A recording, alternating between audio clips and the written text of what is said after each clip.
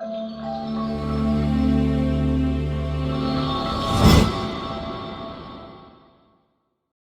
this episode of What's in the Bag, we're going to be taking a look at potato chips, and lots of them. We got chips here from at least 10 different companies, and we're going to take a look at what is in the bag, what kind of gases are in there, how are they processing them for MAP, that's modified atmospheric packaging, where we're going to displace the oxygen in the bag with nitrogen and CO2 so that these chips remain crisp and fresh and have a reasonable shelf life. And to do that, we're going to use an instrument like this. And this instrument is what's used to do the quality control when they're MAP processing, to make sure that the bags have the right concentration of oxygen and CO2, that they have mixes and blends. And all it is that we're going to put a hypodermic needle in and suck a sample of the gas out and measure the concentrations. And we're measuring how much oxygen is inside this Lay's potato chip bag. Let's have a look. Wow, that's really near zero.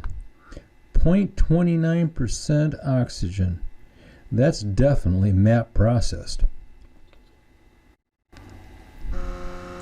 And we're measuring the oxygen concentration in these Snyder's pretzels and seeing how and if it is MAP processed. This is over 5%, so it certainly isn't MAP processed. And we're measuring the oxygen concentration in this bag of Doritos. Let's see how they did their MAP processing. Well, obviously it's not MAP processed. And we're going to measure the oxygen concentration in this Publix brand of potato chips to see how their MAP processing works. Well, it's not MAP processed. It's got a little extra CO2, but that's about it. Yeah.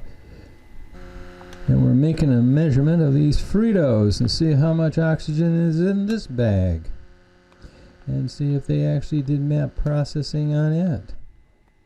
And no, this is not MAP processed. Those 4 asterisks represent this is greater than 5% in the bag. And we're measuring these pretzels and seeing how they've been processed.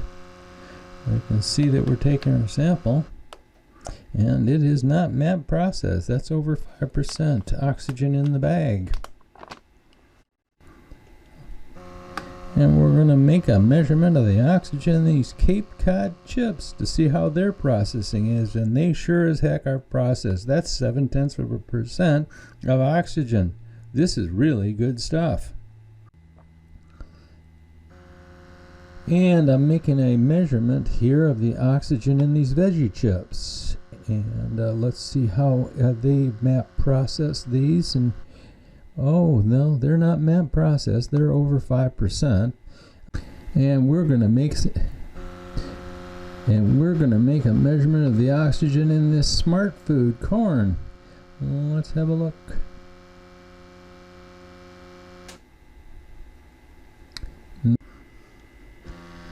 And we're measuring the oxygen inside this Pringles can to see what it's, oh, they definitely have MAP processed this. This is less than 2% oxygen. This is impressive, and the CO2 is 2.3%. This is highly MAP processed. This is a great job. Well, out of the 10 or so packages that we've tested, these are the only 3 that actually had MAP processing on them, where they had removed a substantial portion of the oxygen, and in a couple of cases had increased the amount of CO2 to maintain characteristic of the product. This certainly improves the shelf life of them, and it's a premium portion of a process. I would expect that the shelf life of these to be nice and long and the product to be consistent in delivery.